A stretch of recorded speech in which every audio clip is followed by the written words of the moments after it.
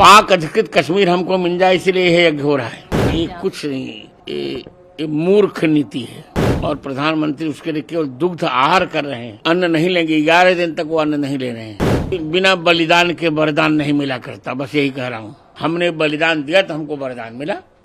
14 वर्ष के वनवास के पश्चात भगवान राम के आने पर अयोध्या वासियों की जो प्रतिक्रिया हुई थी वही प्रतिक्रिया इसमें मेरी है। मेरे हर्ष का कोई ठिकाना नहीं है। मैंने 3 प्रतिज्ञा की थी, 2 प्रतिज्ञाएं। पहली कि श्री अयोध्या में कथा करने तब आऊंगा जब राम जन्मभूमि का निर्णय हो जाएगा, एक। और दूसरी प्रतिज्ञा की थी कि अपनी राम कथा में श्री राम राज्याभिषेक का उत्सव तब करूंगा जब ये निर्णय हमारे पक्ष में आ जाएगा। दोनों प्रतिज्ञाएं भगवान ने पूरी कर ली, तो मैं बहुत प्रसन्न हूं। आज से यज्ञ भी शुरू हो गया है। कहाँ? यज्ञ जो शुरू हुआ है उसको लेकर क्या कहना चाहेंगे? जो प्रतिज्ञा आपकी पूरी हुई और यज्ञ चल रहा है यज्ञशाला में। तो आज नहीं, कल से यज्ञ शुरू हुआ मेरा। क्या इसका पूरा उद्देश्य? पाक अधिकृत कश्मीर हमको मिल जाए इसलिए यह यज्ञ हो रहा है। तो पाक POK हमें मिल जाए, इसे 1008 कुंडी हनुमान महायज्ञ चल रहा है। ये त्रेता के पश्चात प्रथम निष्काम यज्ञ है। प्रत्येक यज्ञ में कोई न कोई कामना होती है। मेरे यज्ञ में कोई कामना नहीं, केवल पाकिस्तान अधिकृत कश्मीर हमें मिल जाए, बस यही हमारी कामना है। तो आपको उम्मीद है, जैसे प्रभु राम लला को की प्राण प्रतिष्ठा होने में, मंदिर बने में 500 साल का पुराना संघर्ष रहा, और अब ये पाक अधिकृत जो कश्मीर वाली बात है ये भी बहुत ही संघर्षमय है और इतना बहुत ही मुश्किल है, तो आपको क्या पूर्ण विश्वास है? पूर्ण, हनुमान जी पर मुझे पूर्ण विश्वास। जब हनुमान जी सीता जी को ला सकते हैं लौटा करके, तो हमारी भूमि भी ला सकते हैं। सुप्रीम कोर्ट में आप ही वो व्यक्ति थे जो गए और तथ्यों के आधार पर आपने बात रखी।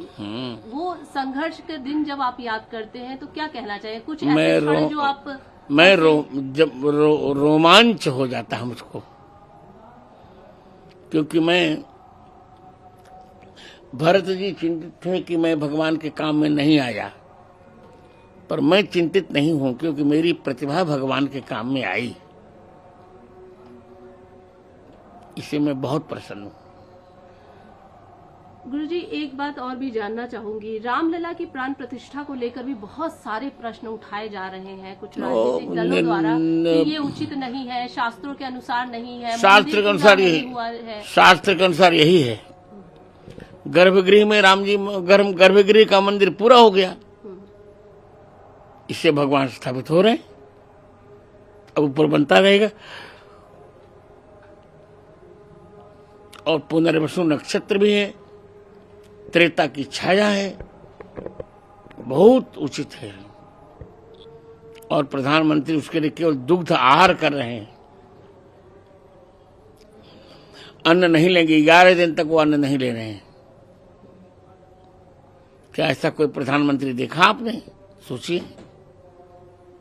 लेकिन सवाल तो बहुत सारे उठाए जा रहे हैं। अन्य पार्टी बात ऐसी है, कुटिल राजनीति कर रहे हैं जिनको चुनाव जीतने की। नहीं, जिनको कुछ करना नहीं हो तो करेंगे ही करेंगे। प्रश्न कहते हैं न, खिसियानी बिल्ली कम में को नोचे। उनको कुछ करना नहीं है, अब अच्छा कार्य हो रहा है तो प्रश्न उठा रहे हैं। और चुनाव जीतने के लिए करें, कौन बड़ा पाप करे? इतना बड़ा काम तुमने किया है क्या? 60 वर्ष तुम्हारे पास भारत रहा, क्या किया तुमने? अब भारत 5वीं अर्थव्यवस्था हो गया, अब धीरे धीरे तीसरी होगा, अब फिर प्रथम हो जाएगा। तो आप इसको किस दृष्टि से देखते हैं? जो राजनीति हो रही है या राजनीति है, क्या मानते हैं आप? कुछ नहीं, ये मूर्ख नीति है। जो विपक्षी दल कह रहे हैं उसको आप मूर्ख नीति मान रहा हूँ। तथ्यहीन, जो कुछ करें सब तथ्यहीन है, सारे तथ्यहीन है। लेकिन एक चीज और आपसे समझना चाहूंगी, शास्त्र क्या कहता है? जो नियम हो रहे हैं, जो पूजा पाठ की विधि हो रही है, शास्त्र के अनुसार हम ही लोगों ने तय किया है। शास्त्र के अनुसार है, शास्त्र के अनुसार है सब कुछ भी नहीं शास्त्र से विरुद्ध है। पौष मास है पर मकर संक्रांति के सूर्य हैं, सौर मास मकर का है और द्वादशी तिथि है, शुक्ल पक्ष, पुनर्वसु नक्षत्र है, उसमें त्रेता की छाया आ रही है। उसी समय भगवान राम गर्भगृह में विराजमान हो जाएंगे, रामलला जी।